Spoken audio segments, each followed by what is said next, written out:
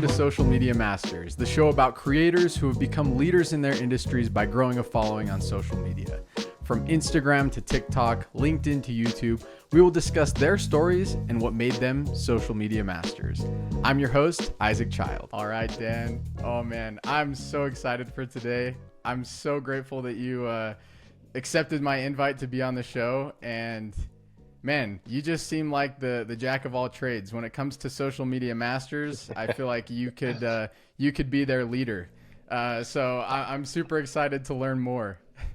Yeah, I mean, I've done a lot in my day, but I imagine we're going to dive into that with this. But it's fun. I've loved it. I've loved every minute of it. I've got a lot of Yeah, weird skill sets at this point now. I can tell just by combing through a lot of your content. By the way, it's not humanly possible, I think, at this point to consume all of the content that you've made without dedicating weeks for how much you've made. I mean, just looking at some of these numbers, you have nearly 5,000 posts only on Instagram, which from what I understand, it looks like that's maybe not your, YouTube is where you're huge. You got 1.31 on TikTok. You've got 1.8 million. Not to mention you have a whole separate account, Shot and Forgot. Yes. And maybe there's others that I'm not aware of, but the Shot and Forgot that has almost 1 million followers, Yeah. 325,000 on Instagram. I mean, you're just a wizard when it comes to social media. So I'm excited to learn a little bit about what you did to get there and what got you started in social media. So let's start there.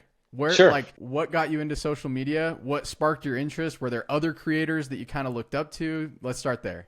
Interesting question. No other creators at the time. I started this when I was probably 14, just got into high school, and I was hanging out with a buddy one summer day, and I was like, man, it'd be crazy. And like lip syncing already existed. But at this stage of my life, I sort of invented lip syncing to myself. I was like, man, hear me out. What if we film ourselves singing a song, remove the track and put in, it's just one of those weird moments, okay? And so we went and we filmed a lip sync video to All the Small Things by Blink 182 and swapped out the audio, and we were like, oh my God, it looks like we're singing right now. And we had so much fun doing that we did a whole string of videos. And in high school, we started to get known as the video guys. This was before YouTube. This was back in the day when video sites were like lawless. Okay. The first website I put stuff up on was called Yashi.com. And it doesn't exist anymore, but it was just a place for me to like dump it and then leave it and forget it, right? Or share it once it's on there. And what was funny about Yashi.com was it also had adult content on it. It was like, again, just an absolute dumping ground of video stuff. And we did videos on there for a bit. And then one day I went back on there and it was gone. And then YouTube had popped up. I'm like, what's YouTube? Like, to me, YouTube and Yashi were the exact same thing. And uploaded onto YouTube. And yeah, it sort of just started from there. We got known in high school as the video guys. And then from there, we got to host my high school talent shows. It quickly became a part of my identity, And Wow. yeah, I've been doing it for half my life now, which is a crazy thing to think about. So you were 14 when you first started doing those lip sync videos. I was 14, and at the time, there was no way to make money. Like it was pure passion. I loved this. It was a fun way to entertain. I always wanted to be like an entertainer. I looked up to Jay Leno. I thought he was like a great host, clean humor. And I thought, yeah, what better way to do that than start making videos and just see what happens. That's amazing. And so what year was that you first got on YouTube? Right when YouTube started. I mean, I was right there from So day like one. that would So have been like 2006, is 2005, that? 5 or 6, Yeah, yeah. 5 or 6. But Wow. but the beauty of that is I've gotten to see the industry grow, like be born, grow and change over the years, and to be a part of that has allowed me to have skill sets in developing other channels. For an example, at the start of this, you said I've got Shot and Forgot, which is a Yeah. completely separate channel. It's like this to me, Shot and Forgot to me on TikTok is it's such an experiment for me. So I started this probably a year ago around today, maybe just slightly before. So it's only been up for a year. And I thought, Dan, you've done YouTube and social media for 10 years, and it took you 10 years to get 1.3 million. Let's see what we can do if we go full on with all the skills we learned. and it went full time with Shot and Forgot, and I got it up to 700,000 probably about a year later. So yeah, it's been a wild journey. That is so amazing. I'm super intrigued to learn, what some of those skill sets that you've learned along the ways that kind of make that happen. But I I don't even know where to begin. I mean, this story is amazing. Do you have other accounts? Is Shot and Forgot your only like separate account that you've started and built aside It, from it like the Denocracy brand? I had it's still up.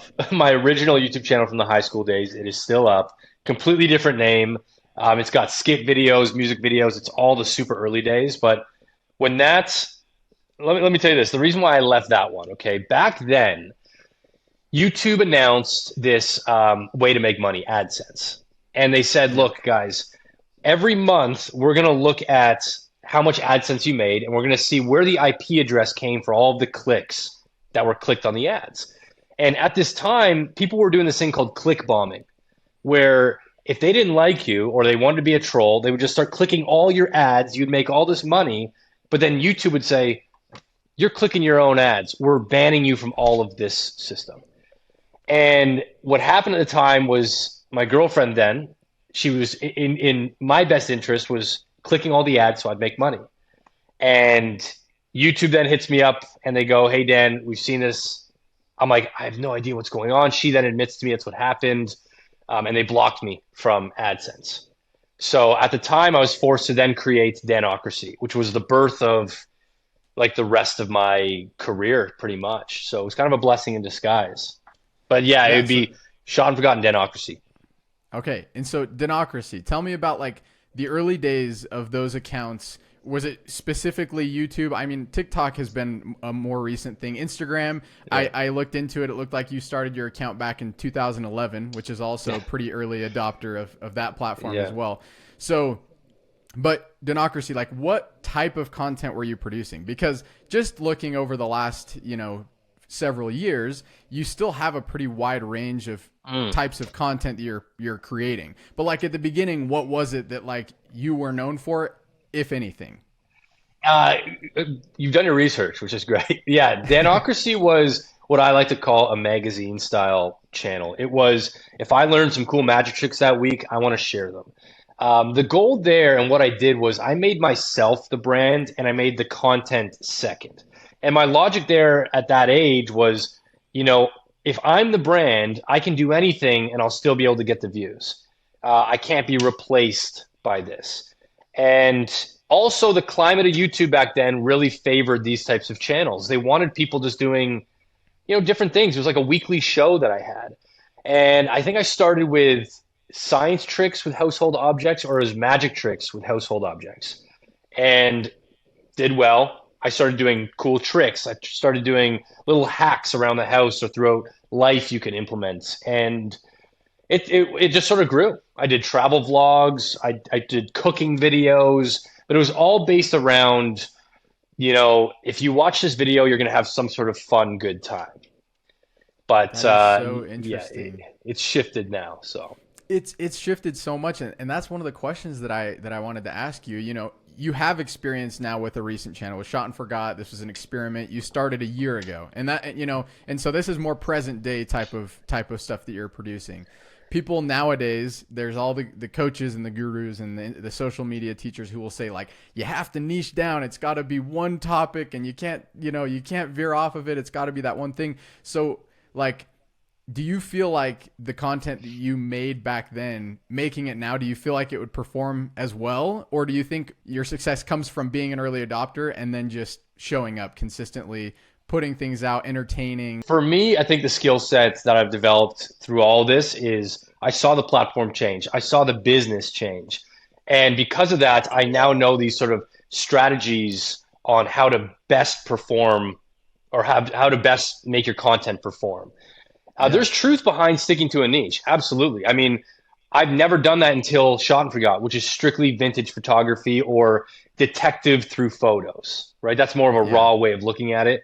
And you'll excel fast because you'll make a community that likes you just for that. Now, the issue with that, though, is I also love to do art and 3D printing and all those stuff. And I can't upload that to Shot and Forgot because people would be like, what is this? Like I subscribe for vintage photograph and nostalgia, and you're giving me 3D printing of a Pokemon. So I'm Yeah. now trying this a little differently. It works faster, but you could totally do a magazine style like I did before. In the climate of today, I don't know. I don't know because you'd be in the shadow of people like Mr. Beast. Mr. Beast does that. Mr. Beast Yeah. does stuff that is like so outside the box crazy. I mean, he's not like your average YouTube creator. This guy's pulling in money that's bigger than like Netflix shows. So it's tough to even consider him one of us because he's got Right. budgets, teams, and it's amazing what he's done. But yeah, I think you could take a crack at it. You'd have to reinvent yourself. You'd have to be the brand, and that can be challenging in this day and age, for Yeah. sure. So when you started, you mentioned, like, in response to that question, you talked about, I've just learned the business. I've seen it change. I've seen it evolve.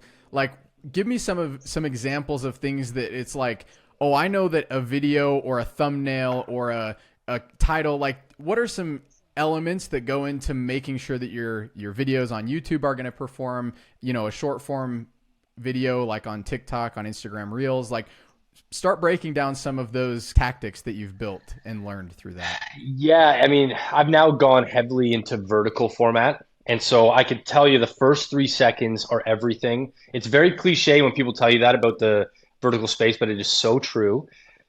You're competing with a thumb that's just ready to scroll past you. So those first 3 seconds are everything. A lot of creators, when they get into the space, they start with, "What's up, guys? My name is Dan," and it's like you've already lost them because people, it's a harsh reality, but people don't care about you when they don't know you. They'll care about you once you tell them all these things that you can relate to them on. Hey, I love dogs. Hey, I like dogs too. I like this guy. But to start off with, "Hey, I'm Dan Rodo," that's done nothing for them. So first 3 seconds are everything. On YouTube, thumbnails are huge, titles are huge. And it's really just carrying the momentum. You got to look at the two spaces differently. Vertical spaces are meant for, like, you cannot let their attention drop. So you got past the first 3 seconds, you got to get past the next 3 seconds. And that's a great way. And then once you get past like the 15 seconds, if they're still even watching, there's a little bit more leeway because they're already invested at that point. With YouTube, it's different because when you go on YouTube, you're not getting served stuff you aren't already into. So likely you already know the creator you're going to watch. So you're going to give them a chance. The first 3 seconds aren't as important because you already know who you're watching. TikTok, its whole platform is about discoverability, the For You page. So you got to do whatever you can to get on there. And what that is watch time, get past the first 3 seconds. My biggest advice is to stay family friendly. And that's just for the algorithm's sake, for brand partnerships. You'll make so much more money if you are family friendly. And some people want to go on social media, start swearing, start chugging alcohol, or like smoking to be cool and edgy. And that's great, but you'll be a flash in the pan compared to what you would be if you stayed family friendly. Wow. Yeah, Interesting.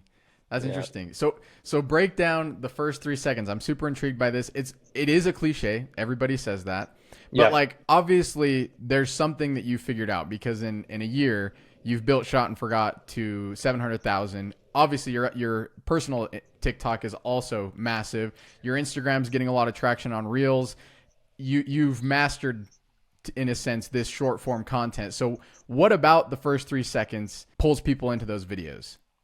You gotta do that hook. So if you go watch any of my videos, you're gonna see a hook right away. It's gonna either be a photo, and I'm gonna have, "Where is this?" I'm gonna ask a question, or I'll say things that are so blatantly obvious. This is a photo that was taken in, so people don't, their brain doesn't have to automatically start working trying to figure out, what am I watching? From from 0.01 into this video, I'm holding your hand and I'm saying, "Come with me. I'm going to show you everything." And it starts with, "This is a photo," or, "I just bought this box at auction." It's about hitting curiosity in people. And if you're unboxing a box, build curiosity there. Don't just be like, "Oh, here we go." Like, it's you see it everywhere because it works. It's true. You got to build some sort of curiosity builder that make it easy for the audience to literally hop in. You don't know what they are watching right before you. It could have been super fast paced. It could have been slow. All you can control is the second they come onto your experience, your content, you grab them by the hand and you say, let's go. So this is a box of photos I bought at auction. Let's see what it is. Or here's a really cool trick I'm going to show you right now. Avoid all introductions. Like, get right into the meat and potatoes of it, because the first 3 seconds is everything. That's your priority. And then it's the next three. And then once you get through, it's easier. But put all of your attention on the first 3 seconds. And if you can, maintain it throughout the whole video, because that's how you build a community. Don't just drop it once you are past 15 seconds, right? So Yeah. I would say that. That's super, super insightful. I've never Mm-hmm. thought of it. I've never thought of a hook as a way to just grab someone's hand and kind of ease them into your content. I feel like a lot of people are trying to get really, flashy and that works to an extent. I think there is, certain grabbing aspects of something like that, but that's so smart to just simply state it. And then as far as, keeping them entertained in the content, I think, Dan, you do a great job. And all the content that I've consumed of you, which is a lot, because I Nice. genuinely enjoy the content, not Sweet. just because I was looking into it. I seriously, like, your Shot and Forgot page, I think I've seen every series. I've looked through a lot of your other content. It's just you're very entertaining, and you've got that ability. Do you feel like that was a natural thing to, like, when you were saying, you have to open the box with expression, and you have to, your voice, you have such a good, like, video voice. When your voiceovers on the content it's crisp, it's clean, it's very good. Do you feel like that's, like, how much of that is natural ability and how much of that Sure. has been learned and practiced? So with anything, you'll sort of spitball and see what sticks. I've got 10 years of doing this. Back when I first started doing YouTube, I was doing 2 videos a week, sometimes even 3 to 4 a week. And what I've learned, okay, and if you look at me back then to how I present now, it's very different. Back then, it was like, oh my God, guys, what's up? Like, again, the climate of YouTube was very, like, expressive. It was a lot. What I've learned personally, and what I share with people that ask me about being on camera, is you have to turn it up probably 3 notches beyond what you think you're presenting as. Because most people will think, hey guys, my name is Dan, and that's a lot for them, because naturally you're not presenting like that. But it doesn't translate this as much as you think. So you got to go a little, like, 3 notches further. It's going to feel fake for you, but it's going to come across a little bit more energetic. Naturally, even when I do on-camera stuff, I will have a bit of a performance-esque voice turned on, because, again, I'm carrying people through an experience of content. And if I start dropping likes, gee, I don't know, and low energy voices, it's not going to pair well with the climate of my fast-paced content. It works well for ASMR stuff, where, hey guys, here I am on vacation, great. But for other stuff, it can be very mundane. And Yeah. I think if we're in the business of entertaining, you got to do it in a way that people will want to listen to you.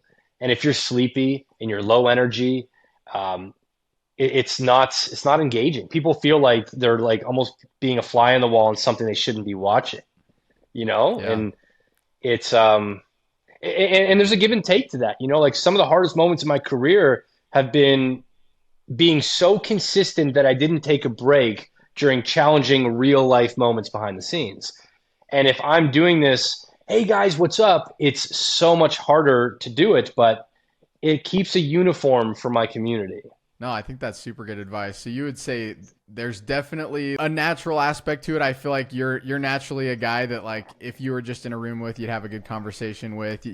There's energy there, but ultimately turning it up 3 notches is what's gonna, like, portray that. I can already tell you that that's huge advice for me when I create short form content. A lot of times I'll look back at it and go, was I, like, half asleep when I was recording that thing? Like, why does my voice sound so slow? And so that's super good advice. Just turn up 3 notches and that'll get you to where you want to be. Exactly that. It's, people will hear it back and go, wow. It's always a shock factor of, underperforming or under enthusiasm. So what I've learned is go a little bit beyond. You don't want to post it, but just see how it looks on camera. And remember, like, I think a lot of people are scared to even do that because they're worried about what their friends are going to say. Their friends are going to be like, man, what the hell was that? Like, I know you for this and look at you on here. And I'm telling you, like, don't even give any energy into the worries and judgments of people in your circle because that is going to be such a hurdle and like such a cancer to your development if you're so worried about what these people are going to think because of your a little bit of over amplification. You're not making Yeah. content for your immediate circle. Remember, the internet is global, and everybody else won't know if this is real or not. So you might as well put on the performative front if you have to. You know, make it a uniform for you if you have to. But try it out. You don't have to post it. Try out three different ways of presenting. Say, okay, here's natural. Here's me on camera. Now I'm going to try a little bit further. Hey guys, what's up? And now I'm going to go almost comically huge. Hey guys, what's up? Here I am today, and you'll be surprised. Like if it's almost comical, you're like, dang, that's almost a little bit more fun to watch. Yeah. I want to get a little bit like dive a little deeper into what you're just saying about what others think of you because I think there are a lot of people who like you aspire to get as large as you have these big audiences, be a TikToker, be an influencer, be a YouTuber, whatever it may be. But a lot of times there's kind of a negative connotation with that. And so right from the start, you're thinking, oh, but what is so and so going to think about this? What are my friends going to think? You talked a little bit about how to kind of, deal with that, but like I'm sure you get all sorts of comments with a following of millions of people. You're going to have people saying all sorts of stuff, right? How do you deal with the negative side of things? And then how have you stayed consistent for so long through, negativity and any of that? I think first off, anyone that says they don't care what people think is lying. I think it's human nature. To a certain point, we all care a little bit. Whether or not we put much weight behind our day to day, hateful comments still hit and they still hurt. So that's something you could factor in. But I think there's a misconception that when you create, you're going to be bombarded with hate. And what I could say from my entire career on social media is you get what you put out, genuinely. And I've gotten so much love from Shot and Forgot because I only put out positive, heroic pieces of content. Heroic in a sense that I'm making these people the heroes of their own stories. And when you put that out, people vibe with that. They go, "Hey, this is a nice guy doing nice things for these people." If you start to make fun of people, you could start to trigger things in people's lives like, I remember a guy from school that used to bully me that used to say things like that, like you're an idiot, and then they start to spread hate. So hateful comments will always be there, but they're not as prominent as you might think they are. It's a question I get asked all the time, but truthfully, you get what you put out. That's number one. When it comes to tough life moments and trying to create through that, that's tough. That is tough. I've done this for like pretty much 15 years now, almost 15 years. And yeah, I've seen a therapist throughout portions of that. And it wasn't necessarily because of social media. Parts of it were. It's just you got to realize I did my entire 20s, which are very formative years, with doing two videos a week. And naturally, I had my grandparents pass away, and I didn't have to, but I created content sort of through that experience. I had, relationships end. These are things that would naturally affect you on an emotional level that at times I chose to work through, and I viewed the Danocracy persona as a uniform, and it was helpful in times, but you have to know when to take a break. The tough thing about nowadays with like vertical format is if you take too much of a break, your stats like they go down. So Mm-hmm. you have to monitor your mental health and zoom out quite a bit. Consistently zoom out on what you're doing. Okay. I think one of the toughest things that can happen to somebody, and this is going to sound backwards, is have a viral video happen too early on for them. Because what happens when you go viral is you get all your stats in the green. They're all skyrocketing. You go to bed, you wake up with 10, 20, 30,000 more followers. You have, 10, 20,000 more dollars in your bank account. And you start to get into this idea of like, nice, this is it. This is so fun. Like look at everything flowing so nicely. Everyone's watching my stuff. But naturally, like any viral video does, it will cool down after a week, 2 weeks max. And what I've noticed in me, and a lot of creators struggle with this, is the come down from such an experience is tough because you start to question, whoa, what's happening? Am I not funny anymore? Am I not creating good content anymore? Like, why are my stats now going down? And you have to realize they're just recalibrating. They're going back to norm. You had one viral hit, and a lot of people attach their value to those numbers, and they think this is the best. They get their ego gets puffed up, and you just got to watch that stuff because on the other end of that is mental health struggles, and all of this to anyone listening that's not in the business will roll their eyes, but it's a very real thing. When you do this for a living and you're creating content through tough moments of your life, and your success is based off of numbers, and when those numbers aren't performing and they might be going down, it's very hard to like not take that personally. So I think most people, if you just zoom out and just put yourself in check every so often, just be like, look, I'm making videos, these ones popped off, these ones didn't. Like, it's totally cool. Social media is not necessarily, it's not at all a stable thing. You'll have things that hit, things that don't, and then you'll have the averages. So hang around where the averages are, but have room for the ebbs and flows, because I'm telling you, man, the entire time of my career, it's been ebbing and flowing. It's been one roller coaster ride. There's never been a time of consistent stability, but that's sort of what's addicting about it. Yeah. So you mentioned that like going viral early might not be the best thing. And I agree with you. The way that you explain that makes total sense. I've had that. I mean, I've gone viral early on and then you feel like on top of the world, nothing can Yes. stop you. You get that influx of followers and then all of a sudden that follower count just kind of is stagnant for a few months and you're like, I'm doing something similar to what why isn't that working, and all that Yes. type of stuff. As a creator, is it just you? It is just me. From day one, I've been a one man team. I was briefly for about 5 years signed with Bell Media, Much Music, which is like MTV in Canada. I was with them for 5 years, and they offered resources, but still the day to day was just me, filming, editing, creating the content, creating the thumbnails. It was all that. This is something I'm starting to shift at now. I had an editor for maybe 2 months, and I just didn't like it because so much of my style, especially back in the day, my humor relied so much on an edit.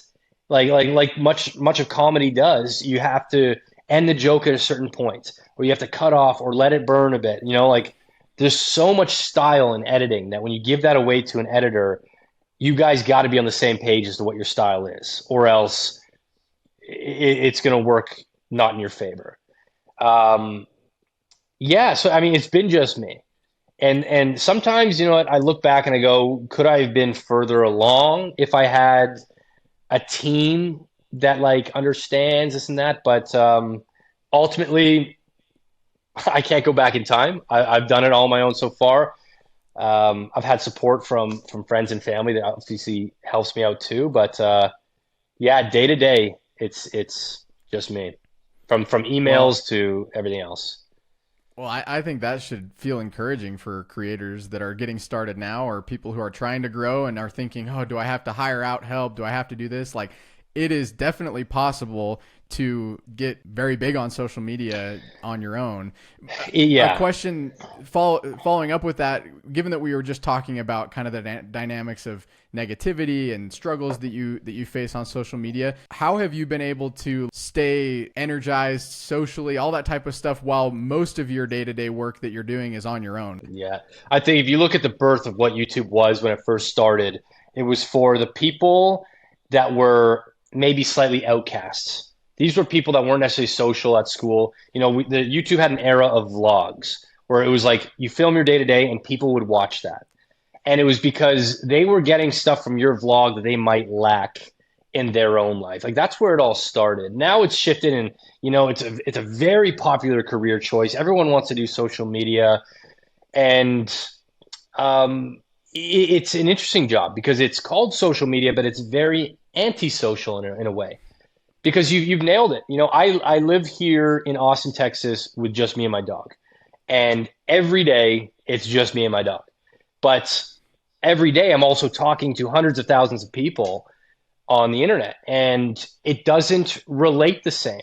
There's been times where, I'm slightly more introverted than I may come across on social media. And you have to like accept that that's okay, but also, collaborations can help with getting out in the business a bit. But yeah, it is a pretty isolating, not as like that's a pretty daunting word. It's a pretty isolating job for sure because yeah, I'm editing for 5 hours a day by myself. I'm filming by myself, and it's I don't hate it. I like thankfully I like my own time. I prefer it, and yeah, if you're looking to engage, look at this. Look at the content you're making. If you want to be out in public with people, maybe you do like in real life streaming, or you do vlogs with your friends, like the David Dobrik style that he did. There's a lot of things. Like content doesn't have to be isolating. It could be you could start a YouTube channel with your friends where everybody has a day of the week they produce something. There's a lot of things you can do so it's not so just you. Yeah. So I want to talk a little bit about staying motivated and take a little bit of a shift here. What's kept you motivated? Has it been seeing the potential and seeing things go viral? There's a few things. It's something to keep in mind is I started YouTube without knowing you could ever make money on this. There for probably the first 3 years of creating. This didn't exist. Like making money and making this a job did not exist. So thankfully, like my entire career is based off of passion. I genuinely love doing this. I started from a place of loving the process, making stuff to make people laugh or make them feel good. That was sort of my goal or mantra at the time. And when you have that passion, this like unwavering passion for something, it doesn't matter what happens, you're still going to show up to create the next day. Once things start happening where you can make money on it, of course that becomes motivation and incentive. But with all of those brand deals, I got these incredible experiences that you could only really get if you're working with a brand directly. Like I have a custom ketchup bottle from Heinz with like my face on it. Like, sure, you can make that on your own, but I got this from Heinz. I got to travel the world with this stuff. So there's like markers that you use and you say, wow, that was fun. I want to keep doing this so I can get more opportunities like that. So that, and of course the gold play button for me when they released these awards. So at 100,000, you get a silver play button from YouTube. At 1 million, you get a gold play button. And for me, the longest time it was that silver one. And for some reason, I viewed it as, one day, because I grew up and a lot of like when I was a kid, my parents would drop me and my brothers off at my grandparents' house, and we would hang out in the basement, and I'd see these things on their walls, and it was from like their heyday of their career, and that just stuck. And I thought, one day I'll be the grandpa, and in my basement I'll have this silver play button, and that's what I want. I want it to be a story of motivation and not giving up, and I got it. And then, of course, the next step was the gold one. I thought, oh man, the gold one would be so awesome. Like a million of anything, like you don't accidentally get 1 million. Like 100,000. It's potential. Like there's potential you get a few viral videos that bring you to 100,000, and that may have somewhat accidentally happened. But 1 million is full of intention. And so once I started to have that mindset, I'm like, okay, I got to get 1 million, man. Like I got to show people that this wasn't a mistake and that I could do this. So it's a mix, I genuinely love that I don't have to work for somebody. I'm just somebody that doesn't do well when I'm told what to do. So like getting to wake up and hang out with my dog all day and produce content that fulfills me and fulfills others, there's no better job for me.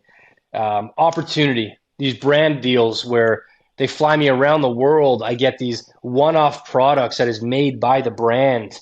I got to work with some of my favorite hockey team is the Toronto Maple Leafs. I got to work with them and they sent me a custom jersey that says Danocracy. These are all things that might seem materialistic to somebody, but to me, they mean a lot because this is a relationship I built with things that mean something to me, and they know I exist. And there's a lot of motivation. It's not always just one source. And of course, I'd be lying if money wasn't a motivator. The beautiful thing about this job is you could have your highest paying month.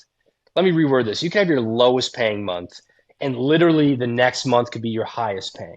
It is that volatile, and that's what's addicting about it. You just don't know. You don't know what tomorrow is, and it is addicting because I woke up today. I just got an email saying I'm working with this brand, and I love this brand. I'm like, cool.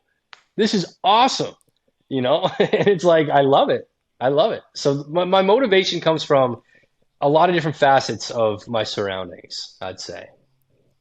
Well, I think that's good. I think having multiple streams of motivation, people talk about Hmm. streams of income, but having multiple streams of motivation when something isn't quite as motivating that month, at least you've always got your passion in your back pocket, right? You've always got that thing that's going to Yes. keep you moving forward. So that's way cool. Talk to me a little bit about, like, you're passionate about content, right?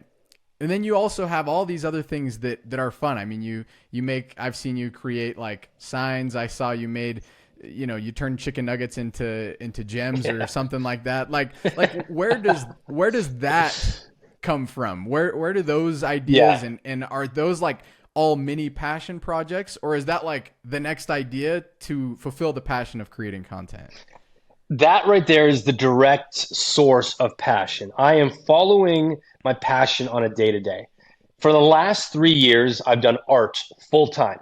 I was a full time artist, and I was doing art for brands and their head offices that they will have on display. And it was something that if you told me 3 years prior, I would say, what? How did I get there? And it's all about pivoting. And if you don't pivot in really any career, you'll go stagnant and you'll dry up, right? So if you stay at a job and you're in the same role for, let's say, 5 years without any promotions, there's no like nectar there for you to keep going, and it'll get old and life will get boring. And I think my biggest fear is life being boring. So when I have this idea, as crazy as I made a chicken nugget clock, and I thought to myself, "Oh, this is cool." I did make chicken nugget gems. You're right, and that was a. I thought in my head, in the medieval days, they didn't really have money or whatever they used. They traded stuff. Imagine we made a new age trendy thing like nuggets. The internet loves nuggets. The internet loves pizza too. And let's make high value nuggets. So gem nuggets. And I'm like, let's just bring it to life. And so I did it, and it's fun, it's fulfilling, and those are the videos that go viral. If you're copying and you're emulating, and that's all you're doing, you're not providing the internet anything, any gift from yourself. You're not providing them you. And I love that I've been able to hold on to my youthfulness. I've had hate towards my youthfulness that I struggled with for a bit. There's times in my career where I'm like, am I too childish? Am I too elementary? Am I acting like a kid? Do I have Peter Pan syndrome? Like whatever it is. And I finally got over it. I'm like, no, man, you don't. Like it can exist in the same world where you have your stuff together and you are loving life. And don't vilify yourself for following passions that even might be odd or different because you never know where it's going to lead. And so for me to have a 13-year career, if you're not pivoting, you're not going to. There's plenty of social cases that'll show you people that didn't pivot and they dried up and they became known for one thing. And for me, I'll meet people that say they followed me for my mental health videos that really resonated with them. I'm like, cool. Then I'd meet people like you who are really into shot for God, vintage photography. But the underlining thing amongst all this is I have passions, and those are my natural passions in that stage of life. And I'm following them, and I'm living honestly towards them. And it's hard to beat somebody that is following a passion because I win every time. I get to wake up every day and do what I love to do. And with the skill sets that I've developed throughout the years, I can make it happen.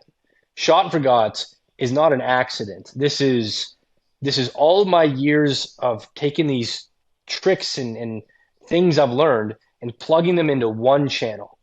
Because vintage photography can be like a snooze fest to a lot of people. Genealogy, history is oftentimes like so boring, you know, but it can be interesting if it's delivered in the right way.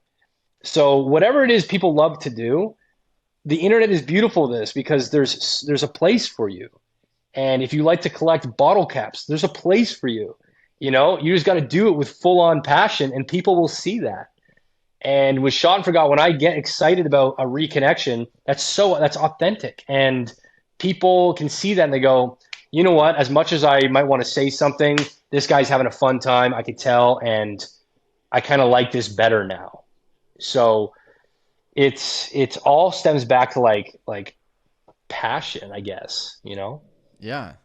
Well, Dan, here's a question for you then. With passion, how could somebody who's trying to just build up my wife is a hairstylist. So someone who's trying to build a clientele and build up their business through social media, like obviously they might be passionate about their service or their thing, but how can they translate that passion into social media and make content that's also different and stands out, kind of like what you've been talking about? I would say get out of your own way. Most people look at social media and they say, unless it's this content, unless it's this quality or this pack or this level of production, it's not worth it. What's the point? And you're so wrong. If you're a hairstylist or you're a bakery, whatever it is, so much of your process that you're undervaluing is so interesting to the rest of us.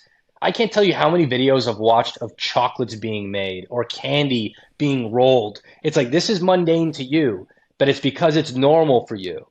But again, if you do the zoom out and look at your situation, say, wait a minute, this isn't normal. Like a hairstylist, maybe there's a new trending hairstyle. Show people how to do that using gel and spray or a hair dryer. Like get ahead of the curve. And it doesn't have to be so high quality. The beauty of social media now than when I started, I guess very similar, is the high quality doesn't need to be there as long as the content is good. So be consistent. Consistency is everything in this, and be consistent with different things. Not every video has to be a banger. You know, it's worth more to you showing up every day than it is only showing up once a week hoping to be a banger. Because I've had so many viral videos happen when if you were to ask me, weren't not intended, but I never would have thought it would have happened. And that goes to show you that you don't have a pulse on what everybody loves to see. So when I say get out of your own way, stop telling yourself this isn't good, this isn't funny, people won't want to watch that, because you're wrong on all fronts. It's like creating content is like art. It's so subjective. And you know, if I can't fall asleep, I'll watch these landscape transition videos. This guy will go to a house and he'll say, "Hey, can I cut your grass or like clean up your lawn? I'll do it for free." And it's so therapeutic. And there's this part in my life where that fits. And it may be when I can't sleep, but there's still a part of my life. So whether it be hairstyles, and there's some very successful creators. Vic Blends is a barber. This guy goes on the streets and he cuts people's hair and he asks them questions about their lives and he shares insight. And it's like, that's great. But a hairstylist can do more than just say, "Hey guys, come on down, we've got a sale." Like, know the platform, know the audience you're trying to build, and let them in on your behind the scenes, because that'll build a community and it'll build great content more than you know. Oh, that's incredible advice. So good. Yeah. You're a full-time creator. You've been a full-time creator. Have you Yeah. had any other like jobs? Have you ever worked a job aside from this? Because you started when you were 14, and obviously you said you weren't making money right off the bat. But then once you started to, has this been like your full time income through and through? It has for the last probably nine years, full time, full time. So before that, no, man, I worked so many odd jobs back in the day. I started by cutting lawns in my neighborhood. And then, I got a job at a skate shop, making skateboards, selling skate clothes. I got a job at a sports store selling running shoes. I worked in a warehouse selling money safes, and that's where I really started to realize, like, for me personally, no offense to anyone that does it, this isn't for me. Like, I don't want to do this. I don't want to spend my majority of my days doing this in a dark, dirty warehouse. I want to be doing things that I'm happy and passionate about. And when I went to college, when I graduated college, the U.S. government basically said, "Hey, you know, I was in the midst of becoming a U.S. citizen because I got sponsored under my dad, and they said, look, if you don't move to the States, we're just going to cancel this and we're going to take away this dual citizen process." And I was faced with this really tough decision. All my friends and everything I know was back in Toronto. And I decided, okay, you know what? I think future Dan is going to thank me for this. And I moved to Dallas, Texas. And when I moved there, I had no friends. I had like nothing. I didn't even know the area. So what I did was, I'm like, I want to be a host one day. And in order to stay comfortable on camera, I got to produce content and be in front of the camera. And so I started producing 2 videos a week, every Wednesday and every Sunday. And my logic there was, well, every Sunday night, usually people are chilling at home, nothing to do. So Sunday night, you got me. Wednesday, it's the middle of the week. You're kind of like, oh, I just want to kick back. We're almost there. It's Wednesday, you got me. And then that's me again on Sunday. And so I was doing that so like religiously for a number of years, those 2 days. And it's interesting. Like when I started making money on the platform, it happened in a very unique way. I got 30,000 subscribers and I started reaching out to these companies that I really liked. One of them being this company called White Faux Taxidermy. And it's super bizarre, but there's these art pieces of deer heads that would go on your wall, but they were fake deer heads. It was all plaster, but at the time, like it was a pretty cool aesthetic. And so I reached out and I said, "Hey guys, I love your stuff. Like I've got this social media channel." At the time, didn't have much leeway in the business, but I'm like, "I've got a social media channel. Would you want to do a giveaway?" And they're like, "Oh my gosh, sure, Dan. We'll send you a deer head for you, and we'll send you a deer head for one of your contestant or whoever wins, and we'll also let you pick something else." So I got this gold shark head as well. And I did that contest. And then I thought, oh, you know what I'm going to do? I'm going to start weekly reaching out to businesses, asking if they want to sponsor a contest, and giving the piece to my audience as an incentive to watch me. Every week you could win a free prize. And it was done so honestly. I honestly wanted people to benefit from this. But it quickly backfired on me. And people started saying, oh, he's getting kickback from this. He must be getting something. And I was like, oh no, man, like this was not as intended. They're viewing me as the villain. And so I stopped. And then I won a contest in Toronto to be a backstage correspondent. And I remember Subway Restaurants was the first brand deal I did. And they paid me to do that contest. And then slowly I started getting like deals for like $100, $200, $300, free stuff plus $500. And I'm like, oh, cool. Like it's starting to like I can make some money. And then like almost overnight, you had companies like Turkish Airlines was one of the first ones I remember seeing. Um, these were the brands that put money behind a campaign. They said, let's get these influencers. And at the time, it had less of a bitter meaning when you called somebody an influencer. And they paid. And I'm like, oh, cool. And then it just blew up from there. And yeah, it's been my full time for the past probably like 9 or 10 years. And it's been so fun, man. Like the opportunities I've gotten, the amount of the world that I've gotten to see. I recently just turned down a brand deal, and this is not meant to be like portrayed in like I'm too good for it was not that at all. But a cookie company reached out to me and they said, "Hey Dan, we're launching this product, and what we want to do is we want to send you to New York and put you on a plane. And this plane specializes in zero gravity. So it's a full passenger plane with no seats. And we're going to fly and it's going to go straight up and then it's going to go almost like 45 degrees down. And you're going to experience no gravity like what it is on the moon." And I researched this. I'm like, cool. And I was going to get paid to do this. Okay. This is like a $10,000 experience if somebody off the street wants to go and do it. So not only did I get a $10,000 experience, I would have gotten paid to do it. But I researched it and it said, this is called the vomit comet. And I was like, oh man, I don't know if I can do it. At this point in my career, I'm like, I know my limits and I know what I can and can't do. And I opted out. But like, that's the type of stuff that can happen in this business. You can get these incredible experiences that that you're just so lucky to get to do. And it's amazing. So the money can be amazing, but the experience that you get, it's incredible. That is so cool. Just like I'm still just processing that in my head, but that's so incredible. What are the kind of income streams as a creator for somebody who's looking to maybe get into it? Like as far as brand deals goes, are you reaching out consistently, or at this point are most people reaching out to you? So at this point, people reach out to me.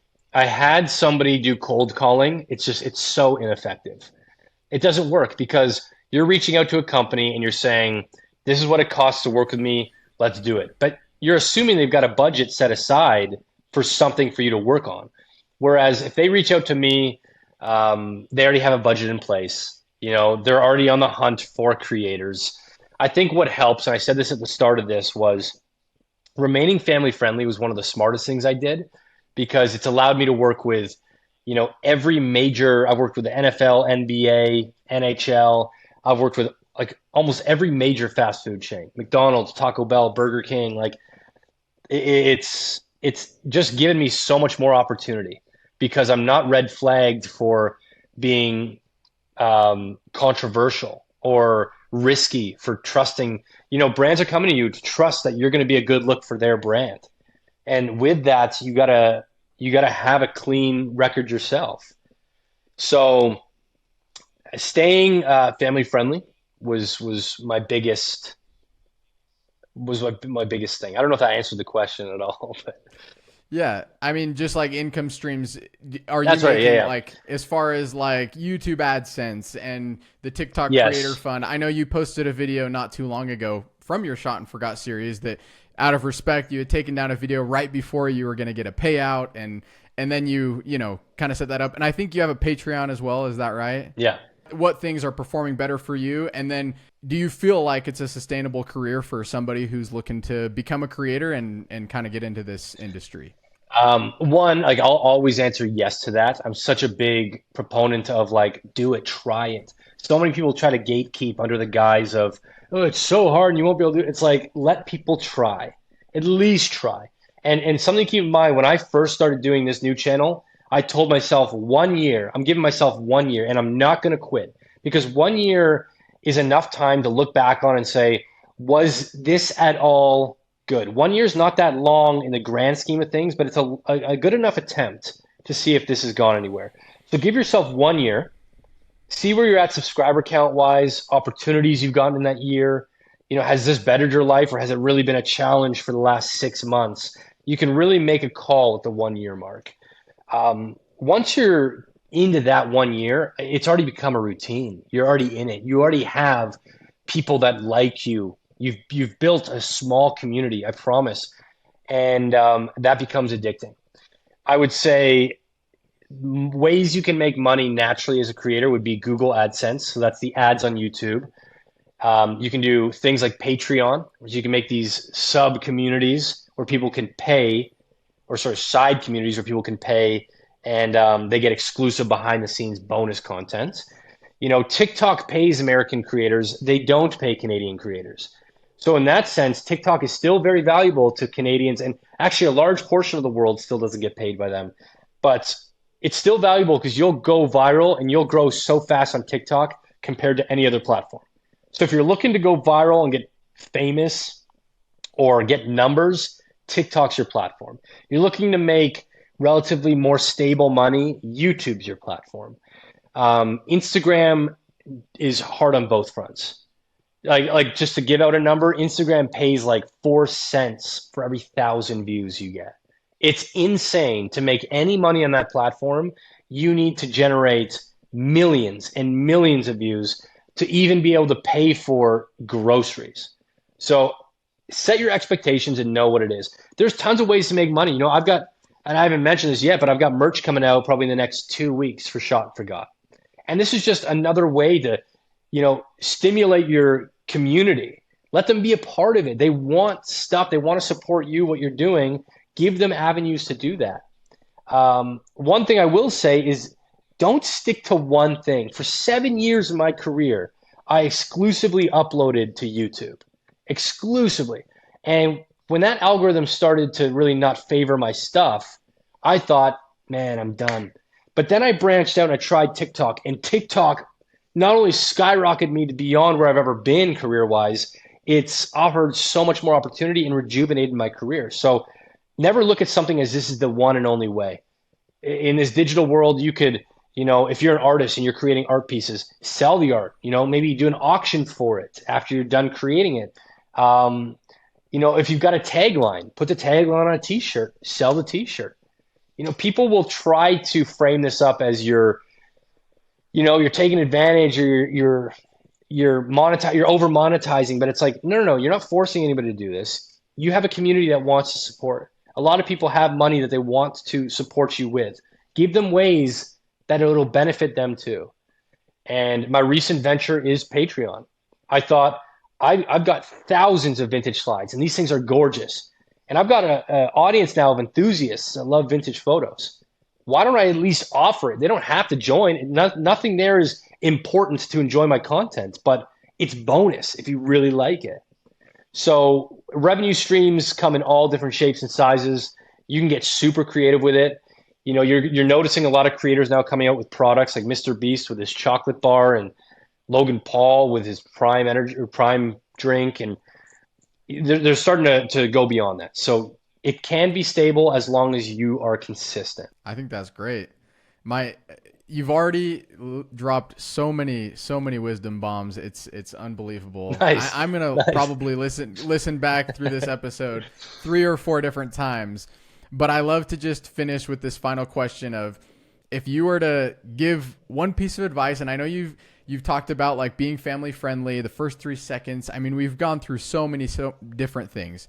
But if you had to give somebody who's at 0 followers today, they just built their account, whether that be on YouTube, TikTok, Instagram, and you mentioned TikTok being a great one to go viral, wherever it may be, what advice would you give to them getting started? Well, I won't give it platform specific, but if I would say start on TikTok. Like that's the way to go. But I would say don't be scared of what people are going to say. Don't be scared of judgment. That is the biggest thing. Everyone I talk to, I'm crippled from posting.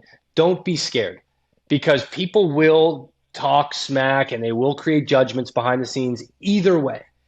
And it's very easy for someone to look at you trying and say, this is so stupid, this is cringe. And when you frame it that way and say, wait a minute, do you know how easy it is for you to do this? Right now, I'm standing on a box trying to present to you guys, and you're throwing tomatoes from down below, and I can't even see where it's coming from. Like, you know how easy it is for you to do that? It takes guts. It takes confidence to put yourself out there. And when you do that and you do it honestly, people will see that and they will come to you and they'll be a part of your community. The internet is not full of that one bully that you're scared of that you hear in your head. It's not. In fact, it's full of people that love what you do and are going to love you as a person and what you create. Just do it from a well-intended place. The internet is also very smart. So if you try to take advantage, you try to cheat people, you'll be torn down pretty quick too. So do it honestly and don't be scared. And I know that's so much easier said than done, but the biggest gift you can give the world is your authentic self, right? And anyone that's going to, especially in this day and age, anyone that's going to bully you or tease you or break you down, I promise you would be more vilified than the egg you might feel you have on your face from them.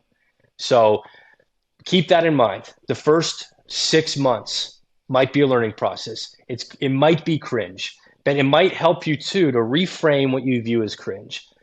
I look back at my old videos and I see a kid that was trying. I don't see a kid that was cringe or embarrassing. And people can try to, let's say I had a party and someone put my video up on the big screen. I'm not going to be embarrassed by that because that to me is a form of me that was trying, and he created who I am today. And you got to start somewhere. And it's not always going to be pretty. It's not always going to be easy. But the beautiful thing with social media is that the second you get anything, and you never know, by the way, if you post something and let's say Taylor Swift likes it, you are going to become so damn popular in your school overnight. It's insane. And you don't know when that's going to happen. So take this negative talk inside your head or from people in your surroundings and just reflect on it and say, wait a minute, if you were to do this, like I would support you. And like I know how hard it is because I'm doing it right now, but realistically, there is no way out of the cringe zone, if you want to call it that. The cringe zone is so damn important. Don't vilify it. Don't try to escape it. It is meant to be there. It's meant to teach you. It's meant to show you the way of what works and what doesn't. And it's going to make you so confident that you can go out there and create things you love to do. There are, by society standards, a lot of weird people, me being one of them. I created I put a Dr. Pepper can encased in resin. Super weird. But I did it for Dr. Pepper, the company. Super cool. Like it's wild how some people can reframe things once you get attention from anything. And you'll get it and you'll get there. And just reflect on that. Stay true to it. Do things you love to do and it'll be easy. I love that. Dan, it has been such a pleasure to have you on the show. You've, like I said, dropped so many wisdom bombs. I think it's going to take me several times watching this episode through to really soak in all the wisdom that you've shared. And I know that the guests are going to get the same from that, the listeners. So thanks again for being on, and I just appreciate it. Absolutely. Thanks for having me, man. Appreciate it.